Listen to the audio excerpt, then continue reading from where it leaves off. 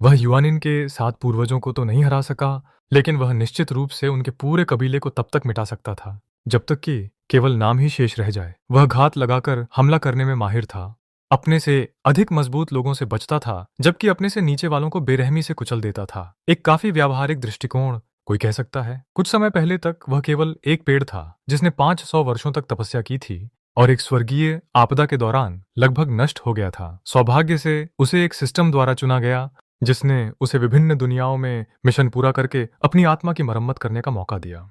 उसका पहला मिशन हमें एक ऐसी खेती वाली दुनिया में ले जाता है, जहां वह एक शक्तिशाली कबीले द्वारा सताए गए एक छोटे से चरित्र के शरीर में निवास करता है। इस जीवन में लोग उसे बस हैंसी कहते थे। उसने और उसकी पत्नी ने गुआन शहर में एक छोटी सी दुकान किराए पर ली थी। उन्होंने उबले हुए वन बेचकर मामूली जीविका अर्जित की। हालांकि वह एक फाउंडेशन एस्टेब्लिशमेंट कल्टीवेटर था, लेकिन उसने कभी भी अपनी वास्तविक शक्ति का खुलासा नहीं किया। वह एक साधारण आदमी की तरह रहता था, कभी कभार अपने पड़ोसियों के साथ बहस करता या हंसी मजाक साझा करता था। ये एक शांत सरल अस्तित्व था। लेकिन जैसा कि हम अक्सर देखते हैं, अच्छे दिन शायद ही कभी टिकते हैं। एक दिन हैंसी फूल खरीद कर लौटा तो उसने देखा कि लू परिवार ने उसकी दुकान को घेर रखा है। उन्होंने उसकी पत्नी को पकड़ लिया था और तुरंत उसकी असली पहचान उजागर कर दी थी। पता चला कि हैंसी एक नष्ट हो चुके संप्रदाय का एकमात्र जीवित सदस्य था। लू परिवार को यकीन था कि उसके संप्रदाय की दिव्य कलाकृति बिशान पत्थर उसके पास कहीं छिपी हुई है। उन्होंने उसकी पत्नी को बंदी बना लिया और उसे सौंपने की मांग की। लेकिन जबकि हैंसी वास्तव में उस संप्रदाय का सदस्य था, वह कोई नायक नहीं था। संप्रदाय के गिरने पर वह बमुश्किल अपनी जान बचाकर भाग पाया था। यदि वह कलाकृति ले जा रहा होता तो भागना असंभव होता। वह बस एक ऐसा आदमी था जो जीवन के अवशेष से चिपका हुआ था। भागने के बाद उसका दिल ठंडा हो गया था, जब तक कि वह अपनी वर्तमान पत्नी से नहीं मिला। वह एक साधारण नश्वर थी जो उसके अतीत के बारे में कुछ नहीं जानती थी। उसने लू परिवार से उसे दया दिखाने और उसे जाने देने की विनती की। लू परिवार ने हालांकि उसकी बातों को सुनने से इनकार कर दिया। उन्होंने उसे प्रताड़ित करना शुरू कर दिया। कलाकृति खोजने के लिए जुनूनी हो गए। जब उन्हें उस पर कुछ नहीं मिला तो उन्होंने अपनी क्रूरता उसकी पत्नी की ओर मोड़ दी। हैंसी को उन्हें उसकी पत्नी के अंगों को एक एक करके तोड़ते हुए देखने के लिए मजबूर होना पड़ा।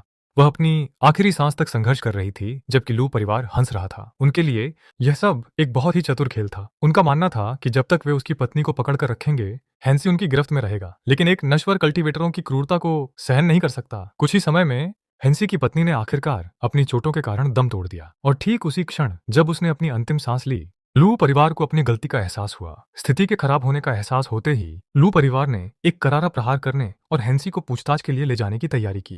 लेकिन वह अचानक एक late stage foundation establishment cultivator की शक्ति के साथ फूट पड़ा। दुर्भाग्य से हैंसी पहले से ही बुरी तरह घायल था और पूरी तरह से अकेला था। हालांकि उसका कल्टीवेशन स्तर निश्चित रूप से सम्मानजनक था, लेकिन यह इस हताश लड़ाई का रुख मोड़ने के लिए काफी नहीं था। लू परिवार समूह का नेतृत्व करने वाला व्यक्ति लू ग्वांगेन था, जो पुराने परिवार के मुखिया का बेटा था। उसका कल्टीवेशन पहले ही हाफ स्टेप गोल्डन कोर चरण तक पहुंच चुका था। उस जैसा आदमी हैंसी को उसके चरम पर भी दबाने में सक्षम था। उन लू परिवार के विशेषज्ञों के साथ तो दूर की बात है, सच कहूं तो हालात कभी भी उसके पक्ष में नहीं थे। अंततः हैंसी का अपने दुश्मनों को अपने साथ ले जाने का प्रयास विफल रहा। वह बमुश्किल अपनी जान बचाकर शहर से भाग पाया, किसी अज्ञात परिवार के तहखाने में छिप गया। और यहीं हम अपने नायक को कहानी में प्रवेश करते हुए देखते हैं, जो हैंसी के शरीर में प्रवेश कर रहा है और हैंसी के अंतिम मिशन को स्वीकार कर रहा है।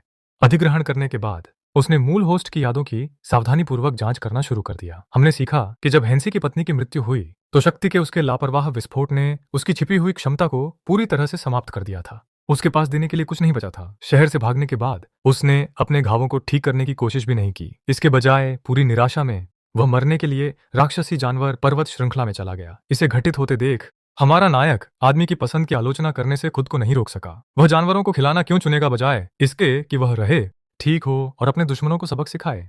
यदि मृत्यु वैसे भी अपरिहार्य थी तो उसे कम से कम अपने दुश्मनों पर एक निशान छोड़ देना चाहिए था। एक भी प्रहार इतनी आसानी से हार मान लेने से बेहतर होता। यदि वह निष्पक्ष लड़ाई में नहीं जीत सकता था तो उसने गलत तरीकों का उपयोग क्यों नहीं किया। उसकी पत्नी को उसकी आंखों के सामने प्रताड़ित कर मार डाला गया था। फिर भी उसने प्रतिशोध के लिए लू ग्वानशिन के प्रियजनों को अपहरण करने के बारे में नहीं सोचा। वह लू ग्वानशिन के बच्चों या भतीजियों को निशाना बना सकता था। लोग अक्सर कहते हैं कि किसी को ऐसे मामलों में परिवार को शामिल नहीं करना चाहिए, लेकिन यह आमतौर पर सिर्फ वह चीज है जो लोग दूसरों से कहते हैं। जब आपकी अपनी पत्नी की हत्या कर दी गई हो तो वे नियम शायद ही मायने रखते हैं। इसके अलावा सिर्फ इसलिए आत्महत्या करने का कोई कारण नहीं था क्योंकि वह सीधी टक्कर में नहीं जीत सकता था।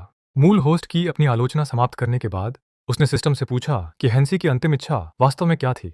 सिस्टम ने खुलासा किया कि हैंसी चाहता था कि महान परिवार छोटे आदमी के क्रोध को महसूस करे। वह चाहता था कि लू गुआनशिन अपने स्वयं के परिजनों को खोने की पीड़ा का स्वाद चखे और अंतहीन पछतावे की स्थिति में मर जाए। एक भारी अनुरोध, लेकिन परिस्थितियों में एक उचित अनुरोध। हमारा नायक इससे बिल्कुल भी हैरान नहीं था। लक्ष्य सरल था, सुनिश्चित करें कि लू ग्वानशन को जल्दी या आसान मौत न मिले, और इसलिए उसने तैयारी शुरू कर दी। उसने सिस्टम शॉप से मास्क ऑफ 1000 फेसेस नाम की एक वस्तु खरीदी। ये कलाकृति उसे अपनी इच्छा से अपना रूप बदलने की अनुमति देती थी। इस मुखौटे के साथ जो भी व्यक्ति उसे देखता, उसे एक बिल्कुल अलग चेहरा दिखाई देता। वह दिन के उजाले में एक भीड़-भाड़ वाली सड़क पर बिना पहचाने चल सकता था। यदि 100 लोग उसे देखते, तो उन्हें 100 अलग-अलग छवियां दिखाई देती। भले ही कोई शक्तिशाली कल्टीवेटर उसके ऑरा द्वारा उसे ट्रैक करने की कोशिश करता, ये उसे बहुत परेशानी से बचाता। इसके तुरंत बाद वह गुइवान शहर लौट आया। अगले 2 महीनों तक उसने अपने लक्ष्यों का चुपचाप अवलोकन करते हुए अपने शरीर को ठीक करने पर ध्यान केंद्रित किया। ठीक होते समय वह रोजाना लू परिवार के द्वारों के पास रहने के लिए 1000 चेहरों के मुखौटे का उपयोग करता था। धीरे धीरे उनकी पूरी कार्मिक संरचना का मानचित्रण करता था, और यहां तक कि यह भी पता चलता था कि परिवार के एक दूर के चचेरे भाई की शादी अगले ही दिन होने वाली थी। स्वाभाविक रूप से उसने शादी की अपरिहार्य अराजकता के दौरान हमला करने का फैसला किया। अगली सुबह जैसे ही समारोह शुरू हुआ, उसने 3 पूर्व स्थापित धुएं के ताबीज में विस्फोट कर दिया। एक पल में पूरा स्थान एक घने दम घोंटने वाले कोहरे से निगल लिया गया। ठीक उसके बाद उसने अपनी पूरी खेती को एक महान मदरा तकनीक में प्रवाहित किया। 9 लगातार वज्र हथेलियों के साथ मुख्य परिवार के बैठने की जगह की ओर बेरहमी से प्रहार किया। फिर उसने अपने शरीर पर एक छुपाने वाला ताबीज लगाया और गायब हो गया। जिस क्षण धुआं दिखाई दिया, उससे लेकर उसके भागने तक 3 सेकंड भी नहीं बीते थे। लू परिवार को प्रतिक्रिया करने का समय भी नहीं मिला। इस बीच वह रिकवरी पिल्स का सेवन करते हुए दौड़ रहा था। ऊर्जा बहाल करने के लिए हर सेकंड के लिए लड़ रहा था, क्योंकि वह अपने सच्चे गंतव्य लू परिवार के स्पिरिट मेडिसिन पैविलियन की ओर बढ़ रहा था। आप देखिए, शादी में अराजकता पैदा करना योजना का केवल आधा हिस्सा था, जबकि उसका प्राथमिक लक्ष्य लू परिवार की रैंक को कम करना था। उसका माध्यमिक उद्देश्य पैविलियन पर छापा मारना था, जबकि परिवार हस्तक्षेप करने के लिए बहुत विचलित था। आखिरकार केवल मूल होस्ट फाउंडेशन पर भरोसा करना सीधी टक्कर में लू परिवार जैसे विशाल कबीले को खत्म करना लगभग असंभव बना देता था। वह जानता था कि उसे अगले स्तर तक पहुंचने की आवश्यकता है, और पदोन्नति के लिए संसाधनों की आवश्यकता होती है। पिल्स और स्पिरिट स्टोन्स ऐसी चीजें थीं जो मूल होस्ट के पास नहीं थीं। इसके अलावा उसका सिस्टम पिल्स पर अपने स्वयं के अंक खर्च करके एक बुरा सौदा करने का कोई इरादा नहीं था। लू परिवार से उन संसाधनों को लेना कहीं अधिक तार्किक था। यदि उसे पिल्स की आवश्यकता थी, तो स्पिरिट मेडिसिन पैविलियन में वे थीं। यदि उसे हथियारों की आवश्यकता थी, तो लू शस्त्रागार भरा हुआ था। यदि उसे स्पिरिट स्टोन्स की आवश्यकता थी, तो लू कारवां इंतजार कर रहे थे। दुश्मन के संसाधनों का उनके खिलाफ उपयोग करना ही उचित है। उनके लिए मजबूत होने के लिए कुछ भी क्यों छोड़ें। और इसीलिए बिजली की गति के साथ वह स्पिरिट मेडिसिन पैविलियन में घुस गया, इससे पहले कि कोई समझ पाता कि क्या हो रहा है। 2 शक्तिशाली हथेलियों के प्रहारों ने भ्रमित कर्मचारियों और ग्राहकों को उड़ा दिया। अपने हाथ की एक आकस्मिक लहर के साथ उसने अपना सिस्टम स्टोरेज खोला, एक वैक्यूम बनाया जिसने कमरे की हर एक औषधीय गोली को उसकी इन्वेंट्री में खींच लिया। फिर वह दूसरी मंजिल पर चढ़ गया और प्रक्रिया को दोहराया। जब तक गार्डों को अंततः समझ में आया कि क्या हो रहा है और उसे घेरने की कोशिश की, तब तक उसने 3 पूरी मंजिल की पिल्स साफ कर दी थीं। उसने एक अंतिम ताबीज सक्रिय किया और उसकी पूरी आकृति बस हवा में घुल गई। गार्डों ने केवल एक चेहरे की एक झलक देखी जो बिल्कुल हैंसी जैसा दिखता था, इससे पहले कि वह गायब हो गया, जिससे वे आपदा की रिपोर्ट अपने कुलपति को देने के लिए छोड़ गए। इस बीच हम अपने नायक को शहर की पहुंच से दूर एक उजाड़ पहाड़ पर सुरक्षित रूप से बैठे हुए पाते हैं। डकैती के बाद अपनी सांस ले रहे हैं। उसने सावधानीपूर्वक अंकों को छुपाने वाले आकर्षण, चीयर रिकवरी पिल्स और टेलीपोर्टेशन स्क्रॉल के लिए बदल दिया था। ये सभी एक बार के उपभोग्य वस्तुएं थीं, लेकिन वे हर पैसे के लायक थीं। 1000 चेहरों के मुखौटे जैसी वस्तुओं का भविष्य के मिशन दुनिया में पुनः उपयोग किया जा सकता है, लेकिन उसका हालिया हॉल उसके शुरुआती निवेश की भरपाई के लिए पर्याप्त से अधिक था। स्पिरिट मेडिसिन पैविलियन के अंदर दैनिक लेन देन के लिए उपयोग किए जाने वाले स्पिरिट स्टोन्स छोटे पहाड़ों की तरह ढेर थे। पहली और दूसरी मंजिल का तो जिक्र ही क्या, जहां निम्न स्तरीय पिल्स को एक तरफ ढेर कर दिया गया था, जैसे कि उनकी कोई कीमत नहीं थी। तीसरी मंजिल पर वह 12 डस्ट शेडिंग पिल्स सुरक्षित करने में भी कामयाब रहा। ये विशिष्ट पिल्स कोर फॉर्मेशन की सफलता दर को काफी बढ़ा देती है। यदि कोई सभी 12 का सेवन करे, तो वे बहुत ही कम समय में गोल्डन कोर चरण तक पहुंच सकते हैं। इनके अलावा सबसे कीमती पुरस्कार 3 हेवन मेंडिंग पिल्स थे, जो एक कल्टीवेटर की कंकाल जड़ों को परिष्कृत कर सकते हैं और उनके नए बने गोल्डन कोर को स्थिर करने में मदद कर सकते हैं। अपनी लूट की गिनती करने के बाद वह परिणामों पर आश्चर्यचकित होने से खुद को नहीं रोक सका। सच कहूं तो अपनी जरूरत की चीज लेने से तेज कुछ भी नहीं है। वापस प्रहार करने से पहले मजबूत होने के लिए दुश्मन के संसाधनों का उपयोग करना आखिरकार आगे बढ़ने का सबसे तार्किक तरीका है। इस बीच लू परिवार पूर्ण अराजकता की स्थिति में था। पहले शादी का हमला हुआ, जिसमें 40 या 50 परिवार के सदस्य मारे गए या घायल हो गए, जिसके तुरंत बाद यह खबर आई कि स्पिरिट मेडिसिन पेविलियन पर छापा मारा गया और पिल्स से छीन लिया गया। पुराना कुलपति इतना क्रोधित था कि उसने अपना अध्ययन कक्ष तोड़ दिया।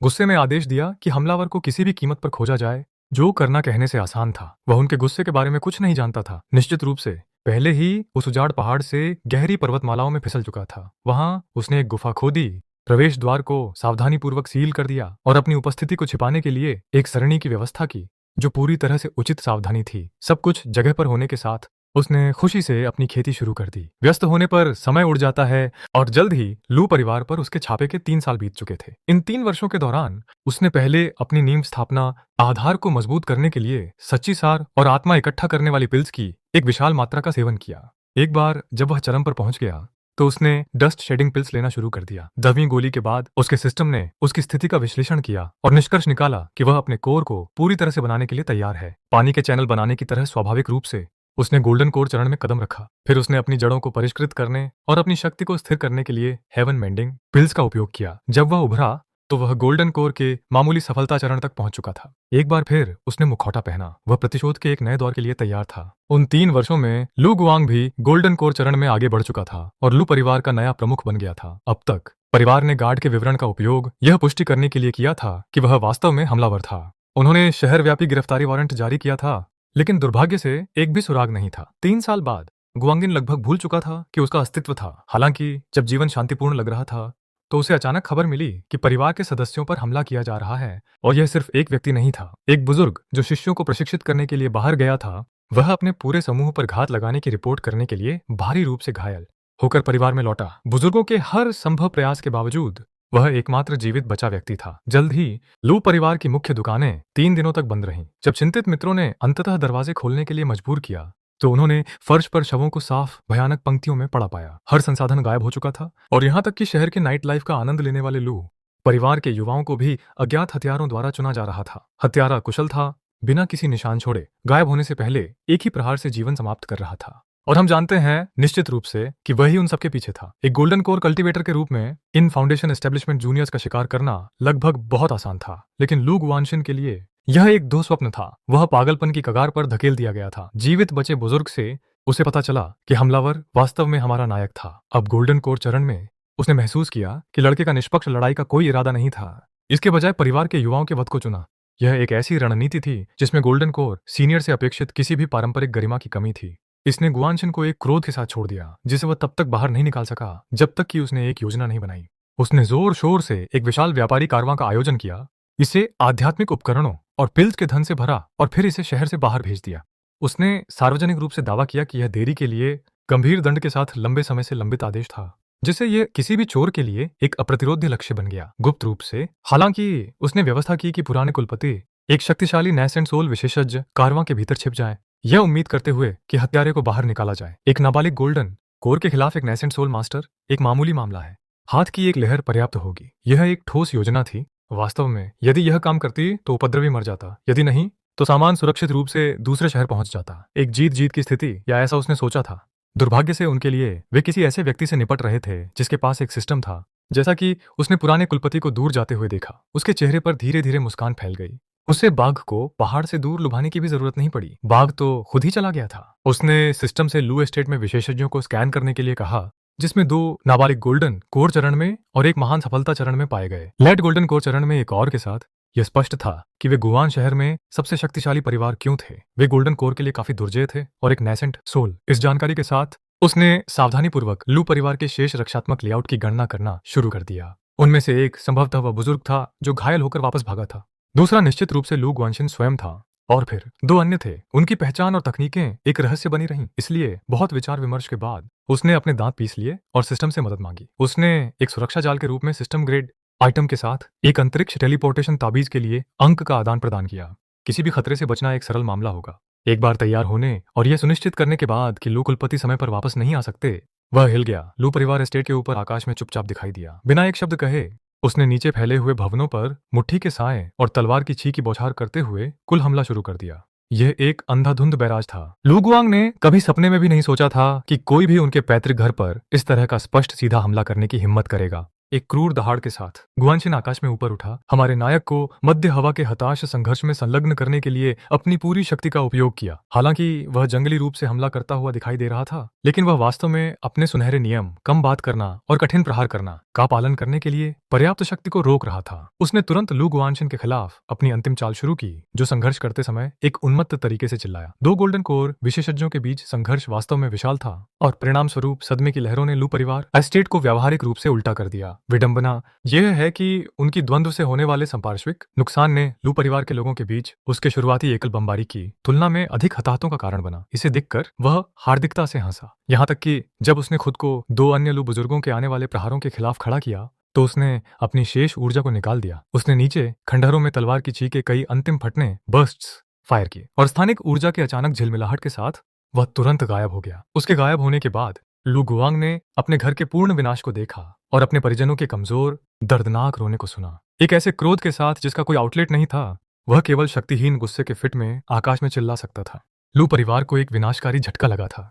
हालांकि उनके शीर्ष स्तर के विशेषज्ञ जीवित बच गए, लेकिन आम लोग और निम्न स्तरीय कल्टीवेटर जो परिवार के भविष्य का प्रतिनिधित्व करते थे, उन्हें खत्म कर दिया गया। गोल्डन कोर बमबारी की अराजकता और उच्च स्तरीय लड़ाई के सदमे की लहरों में 200 से अधिक लोग मारे गए। आम लोगों के लिए एक भटकता हुआ उड़ता पत्थर या आध्यात्मिक ऊर्जा का एक झोंका भी घातक था, और अच्छी रिफाइनिंग चरण के छोटे बच्चों की स्थिति भी इससे बेहतर नहीं थी। केवल फाउंडेशन एस्टेब्लिशमेंट चरण वाले लोगों के पास जीवित रहने का एक मामूली मौका था, और तब भी यह पूरी तरह से किस्मत की बात थी। गोल्डन कोर चरण से नीचे का जो कोई भी व्यक्ति सीधे हमले की चपेट में आया, वह मृत ही माना गया। इस कठोर सबक के बाद लू परिवार ने पीछे हटना शुरू कर दिया। दुकानें बंद कर दी गईं और शिष्यों को प्रशिक्षण के लिए बाहर नहीं भेजा गया। हालांकि जब कारवां और यात्रा करने वाले शिष्य अंततः वापस लौटे तो लू गुआंगकियान को एहसास हुआ कि भेजे गए लोगों में से कई कभी वापस नहीं आए और बिना किसी निशान के गायब हो गए। कुछ जो मुश्किल से अपनी जान बचाकर भागे, उन्होंने बताया कि हमलावर बिना एक शब्द कहे भारी ताकत के साथ प्रहार करता था, जिससे बचने की कोई गुंजाइश नहीं रहती थी। यह स्पष्ट था कि हर चाल एक ही बार में मारने, वन हिट किल के इरादे से की गई थी, ताकि कोई और अचानक छापेमारी न हो सके। यहाँ तक कि पुराने कुलपति इंशी ने भी अब परिवार की संपत्ति छोड़कर बाहर निकलने की हिम्मत नहीं की। उनकी उपस्थिति के साथ लू परिवार को थोड़ी सुरक्षा महसूस हुई। आखिरकार एक ऐसे पागल व्यक्ति का सामना करना जो दूसरों को मारने के लिए अपने शरीर का सौदा कर दे, एक भयानक संभावना थी। इसके अलावा लू परिवार ने अपने पूरे क्षेत्र को कवर करने के लिए एक विशाल सुरक्षात्मक सरणी, प्रोटेक्टिव अरे स्थापित करने के लिए एक भाग्य खर्च कर दिया। वे सचमुच पूरी तरह से हथियारों से लैस थे, लेकिन जैसे जैसे उन्होंने अपने प्रभाव को कम होते और अपने स्पिरिट स्टोन को पानी की तरह गायब होते देखा, लू गुआंगकियान का चेहरा इतना काला पड़ गया कि ऐसा लग रहा था जैसे उससे स्याही टपकने वाली हो। उसने कभी नहीं सोचा था कि एक साधारण नश्वर को लेकर शुरू हुआ एक मामूली शुरुआती संघर्ष प्रतिष्ठित लू परिवार को इतनी हताश स्थिति में धकेल सकता है। बार बार हुई घात के बाद लू परिवार कई वर्षों तक हाई अलर्ट पर रहा। फिर भी हमारा नायक हवा में गायब हो गया था। इस चुप्पी ने लू गुआंगकियान को बहुत असहज कर दिया। पहले हमले के बाद से वह अपराधी को पकड़ने के लिए खुद को तैयार कर रहा था। उसका इरादा उसे मौत के लिए तरसाने का था। दुर्भाग्य से बाहरी लोगों के लिए लू परिवार की वर्षों की हाई अलर्ट तैयारी एक मजाक की तरह लगने लगी। न तो एक भी दृश्य दिखाई दिया, न ही खबर की कोई फुसफुसाहट सुनाई दी। तो इन शांत वर्षों में वह क्या कर रहा था? उसने लू परिवार के कारवां से लूटा गया माल लिया, केवल आवश्यक चीजें अपने पास रखी और बाकी को अन्य शहरों में स्प्रिट स्टोन के लिए बेच दिया, ताकि वह अपनी खेती को बढ़ावा दे सके। इस बिंदु पर वह गोल्डन कोर चरण के ग्रेट सर्कल से केवल एक कदम दूर था। इस दुनिया में स्प्रिट स्टोन मुद्रा है, लेकिन उनका असली मूल्य किसी की शक्ति बढ़ाने में है। उसकी सैकड़ों हजारों पत्थरों को स्टोरेज स्पेस में जमा करने की कोई मंशा नहीं थी। यदि आपके पास पत्थर है तो आप उनका उपयोग करते हैं। ऐसा नहीं है कि वे अपने आप बढ़ जाएंगे। पत्थरों को रिफाइन करने के अलावा वह टेलीपोर्टेशन सरणी के लिए पॉइंट्स एक्सचेंज करने के लिए सिस्टम की ओर भी मुड़ा। आखिरकार वह जो ताबीज भागने के लिए इस्तेमाल करता था, वे केवल एक बार इस्तेमाल होने वाली चीजें थीं। और हालांकि सरणी महंगी थी, लेकिन इसकी लागत प्रभावशीलता कहीं बेहतर थी। चूंकि सिस्टम बोर्ड सरणियां तुरंत सीख ली जाती हैं, उसने एक अलग थलग पहाड़ी गुफा की तलाश की, बंकर बनाने के लिए 100 फीट जमीन खोदी और इसे 5 छिपाने वाली और 5 साइलेंसिंग सरणियों के साथ लेयर किया। अंत में उसने टेलीपोर्टेशन सरणी को गहराई के अंदर रखा, यह सुनिश्चित करते हुए कि जब वह वापस सुरक्षा में आए तो कोई भी उसके लैंडिंग पॉइंट का पता न लगा सके। जब वह इन सुरक्षा उपायों को पूरा करने में व्यस्त था तो कई साल बीत गए। इन वर्षों ने लू परिवार को सांस लेने और उभरने का एक संक्षिप्त मौका दिया, लेकिन हमारा नायक किसी जल्दी में नहीं था। आखिरकार क्या लू परिवार इतनी तेजी से नए सदस्य पैदा कर सकता था जितनी तेजी से वह उन्हें काट सकता था? कई सौ वर्षों के गोल्डन कोर जीवन काल के साथ वह धैर्य रख सकता था, और इसलिए उसने एक बहुत ही सूक्ष्म जाल बिछाना शुरू किया। अंततः उसने सफलतापूर्वक लू परिवार के एक गोल्डन कोर विशेषज्ञ का शिकार किया। इस प्रक्रिया में वह गंभीर रूप से घायल हो गया था, लेकिन अपनी सरणी की बदौलत वह भागने में सफल रहा और विशेषज्ञ का गोल्डन कोर अपने साथ ले गया। इस इनाम के साथ वह अंततः गोल्डन कोर चरण के ग्रेट सर्कल में आगे बढ़ सका। ऐसे उच्च स्तरीय लड़ाके को खोने के बाद लू परिवार उन्माद में चला गया। उसे खोजने के लिए जमीन में 3 फीट तक खुदाई करने लगा। वे समझ गए थे कि वह क्या कर रहा था। यदि उसे छाया से उन्हें कमजोर करते हुए और खुद को मजबूत करते हुए जारी रखने की अनुमति दी गई तो वह अंततः उन्हें मौत के घाट उतार देगा। अब यदि लू परिवार अपने किले में दुबका रहता तो उसे कोई रास्ता खोजने में संघर्ष करना पड़ सकता था। शायद नेंटसोल चरण तक पहुंचने तक इंतजार करने के लिए मजबूर होना पड़ता। लेकिन अब वे खुले में थे, पहाड़ों में उसे ढूंढ रहे थे।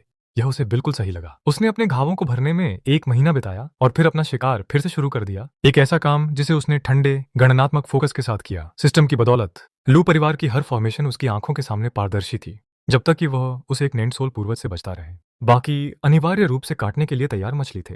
और इस तरह लू परिवार मरने लगा। उच्च स्तरीय साधक एक एक करके गिर गए, जबकि निचले स्तर वाले जोड़े में मारे गए। उनकी शहर की दुकानें लूट ली गईं और जलाकर राख कर दी गईं। उनके कीमती संसाधन रात के अंधेरे में गायब हो गए। वह यही नहीं रुका, यहाँ तक कि लू परिवार के नश्वर नौकरों और नौकरानियों को भी निशाना बनाया गया, भले ही वे केवल दैनिक आपूर्ति खरीदने बाहर निकले हों। यदि वे लू परिवार के थे तो चाहे उनकी स्थिति या कल्टीवेशन स्तर कुछ भी हो, वे उसकी शिकार सीमा के भीतर थे। यह कुल युद्ध था। अब कुछ कह सकते हैं कि एक साधक को नश्वर लोगों पर हमला नहीं करना चाहिए, लेकिन क्या मूल मेजबान की पत्नी जिसे यातना देकर मार डाला गया नश्वर नहीं थी? और क्या उसके हत्यारे साधक नहीं थे? उसने ऐसा कोई कारण नहीं देखा कि वह वही न करे जो लू परिवार ने उसके साथ किया था। वह केवल एहसान चुका रहा था, यह सुनिश्चित करते हुए कि सब कुछ पूरी तरह से निष्पक्ष हो। इस निरंतर दबाव में लू परिवार अंततः झुक गया। उन्होंने नुकसान को कम करने के लिए अपने लोगों को एक बार फिर पीछे खींच लिया। कोई और तत्काल अवसर न देखकर हमारा नायक अगले 3 वर्षों के लिए गायब हो गया। 3 साल बाद लू परिवार के एस्टेट के भीतर अचानक 1 दर्जन से अधिक ताबीज फट गए, जिनमें से प्रत्येक गोल्डन कोर विशेषज्ञ की पूरी ताकत के प्रहार की शक्ति रखता था। अपनी सुरक्षात्मक सरणी के साथ भी नुकसान विनाशकारी था, क्योंकि उसने बाहर से हमला नहीं किया था। इसके बजाय उसने ताबीजों को अंदर भेजने का एक तरीका ढूंढ लिया था। एक बार जब वे परिधि के पार सुरक्षित रूप से पहुंच गए तो वे फट गए, और बस इतना ही। नव पुनर्निर्मित लू परिवार के मैदान फिर से मलबे में बदल गए। इस बार लू परिवार को सैकड़ों हताहतों का सामना करना पड़ा, जिससे लू गुआंगकियान पूरी तरह से आग बबूला हो गया, क्योंकि उसने एक व्यापक जांच शुरू की कि ये हथियार कैसे अंदर आए। हालांकि सच्चाई इतनी चौंकाने वाली थी कि वह अवाक रह गया। पता चला कि हमारा नायक इन उच्च स्तरीय ताबीजों को केवल 3 स्प्रिट स्टोन में बेच रहा था। इतने बेतुके सस्ते सौदे का सामना करते हुए, अनिवार्य रूप से उन्हें मुफ्त में देते हुए एक फाउंडेशन एस्टेब्लिशमेंट साधक को संदेह हुआ होता और हिचकिचाहट हुई होती। लेकिन कल्पना करें कि आप लू परिवार में सिर्फ एक निम्न स्तरीय रिफाइनिंग नौकर हैं। औसत प्रतिभा और कोई भविष्य नहीं वाला व्यक्ति हमेशा के लिए एक नोबड़ी रहने के लिए अभिशप्त। चमत्कार के बिना आप कभी आगे नहीं बढ़ेंगे। लेकिन तभी आपको शहर में एक स्ट्रीट स्टॉल दिखता है जो उपयोगी और बेकार ताबीजों के एक अराजक ढेर के साथ भरा हुआ है। स्टॉल का मालिक एक सामान्य सब्जी व्यापारी की तरह चिल्ला रहा है और उन सभी को केवल 3 स्प्रिट स्टोन के लिए पेश कर रहा है, और आपकी आंखें चौड़ी हो जाती हैं। उन ढेरों में आप एक ऐसा ताबीज देखते हैं जो बिल्कुल गोल्डन कोर स्तर के हथियार जैसा दिखता है। क्या आपको नहीं लगेगा कि आपको आखिरकार अपना भाग्य मिल गया है? 3 स्प्रिट स्टोन की कीमत के लिए कल्टीवेशन दुनिया के अधिकांश लोग एक गुप्त तुरुप का इक्का प्राप्त करने पर जुआ खेलने के लिए तैयार होंगे। सबसे महत्वपूर्ण बात, चूंकि यह एक गुप्त हथियार है, आप इसके बारे में शेखी बघाड़ते नहीं फिरेंगे। आखिरकार एक तुरुप का इक्का बहुत बड़ा आश्चर्य नहीं रहता यदि हर कोई इसके बारे में जानता हो, और यही उसकी योजना की प्रतिभा थी। सच कहूं तो यह मनोवैज्ञानिक हेरफेर और धैर्य का एक उत्कृष्ट उदाहरण था। उसने लू परिवार के उन निम्न स्तरीय नोबड़ी लोगों तक पहुंचने के लिए विभिन्न तरीकों का उपयोग करके एक पूरा साल इस जाल को धीरे धीरे बिछाने में बिताया, जो कबीले द्वारा नजरअंदाज किए गए महसूस करते थे।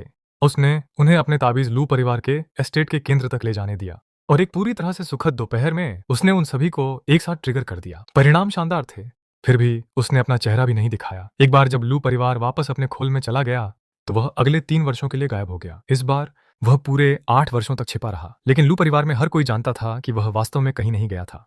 वह केवल अंधेरे में एक परछाई था। वह बस अगले अवसर का इंतजार कर रहा था। इस बीच लू परिवार के साथ उसके झगड़े की कहानी पूरे क्षेत्र में फैल गई थी। लू परिवार हमेशा से अहंकारी और दबंग रहा है, जो उन दुष्ट साधकों को धमकाता है जो लड़ने से डरते हैं। लेकिन इस बार सार्वजनिक भावना बदल गई। लोगों ने उसके साथ सहानुभूति रखना शुरू कर दिया।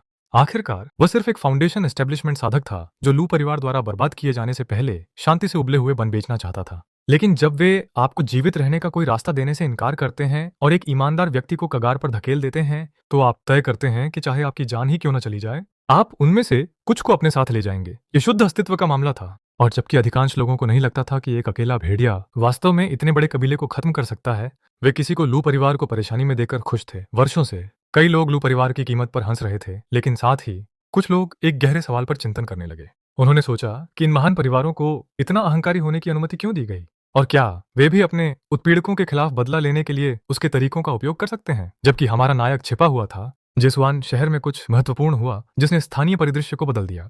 इस घटना में रेड लीफ भाड़े के सैनिकों का समूह शामिल था, एक ऐसी टीम जिसने जेसुआन में काफी प्रतिष्ठा अर्जित की थी। मॉन्स्टर माउंटेन रेंज में आधी महीने की सावधानीपूर्वक योजना और थकान के बाद उन्होंने अंततः एक उच्च स्तरीय जादुई जानवर को घेर लिया और उसे उसकी पूर्ण सीमा तक धकेल दिया। इस जानवर को मारकर और उसके कोर और सामग्रियों की कटाई करके पूरा समूह अंततः एक पूर्ण उपकरण अपग्रेड का खर्च उठा पाएगा। उनके द्वारा सहन की गई 15 दिनों की भीषण लड़ाई के बावजूद उनके हौसले बुलंद थे, जब तक कि एक अचानक अवांछित मेहमान नहीं आया। जिशिर शहर के माँ परिवार का एक लाड़ प्यार में पला युवा मास्टर दिखाई दिया, जो रेड लीफ समूह की मेहनत के फल को जबरन छीनने के लिए अपने उच्च स्तरीय अंगरक्षकों पर भरोसा कर रहा था। रेड लीफ भाड़े के सैनिकों ने इस शिकार में सब कुछ निवेश किया था, अनगिनत जाल बिछाए थे और स्प्लिट स्टोन और ताबीजों पर एक भाग्य खर्च किया था। हर सदस्य घावों से ढका हुआ था और स्वाभाविक रूप से वे किसी को अंतिम क्षण में आकर अपना पुरस्कार छीनने देने के लिए तैयार नहीं थे। उन्होंने अपना मामला तर्क करने की कोशिश की, लेकिन युवा माँ परिवार का सदस्य गुस्से में आकर बिना एक शब्द कहे हमला कर दिया। यह हफ्तों की लड़ाई से थके हुए समूह के खिलाफ एक नई कुलीन ताकत थी। परिणाम जैसा कि हम कल्पना कर सकते हैं, एक तरफा नरसंहार था। माँ परिवार ने भाड़े के सैनिकों को मार डाला, जानवर का कोर ले लिया और सिर ऊंचा करके चले गए, जो पूरी तरह से यह दर्शाता है कि महान कबीले दुष्ट साधकों को कैसे देखते थे।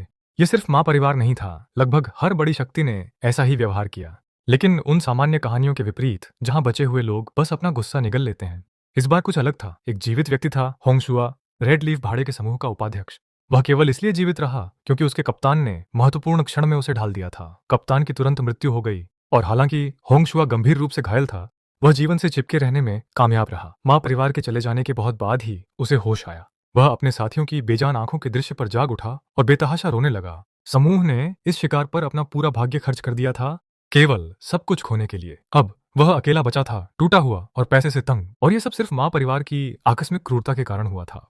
यह सब एक आदमी के लालच से पैदा हुआ था। अपने टूटे हुए शरीर को घसीटते हुए उसने अपने साथियों को एक एक करके दफनाया। अंततः उनकी ताजा कब्रों के सामने घुटने टेक दिए। अपने गिरे हुए दोस्तों के मार्करों के सामने होंगशुआ ने एक रक्त शपथ ली। वह अपना बदला लेगा या स्वर्ग के क्रोध और नर्क की यातनाओं का सामना करेगा। हालांकि उसे भस्म करने वाले सफेद गर्म गुस्से के बावजूद होंगशुआ का दिमाग उल्लेखनीय रूप से तेज था। सच कहूं तो वह जानता था कि केवल गुस्सा काफी नहीं होगा। उसे एहसास हुआ कि माँ परिवार के लोग संभवतः अभी भी उस उच्च स्तरीय जादुई जानवर को संसाधित करने में व्यस्त हैं, जिससे वे किसी और चीज से अस्थायी रूप से विचलित हो गए हैं। यदि उसे माँ परिवार पर हमला करना था तो समय की यह संक्षिप्त खिड़की उसका सबसे अच्छा अवसर था, और इसलिए अपनी भारी चोटों को नजरअंदाज करते हुए उसने रात भर यात्रा की। जैसे ही वह जिशिर शहर की ओर भागा, उसने एक योजना के लिए अपना दिमाग दौड़ाया, जब तक कि अचानक उसे एक प्रेरणा नहीं मिली।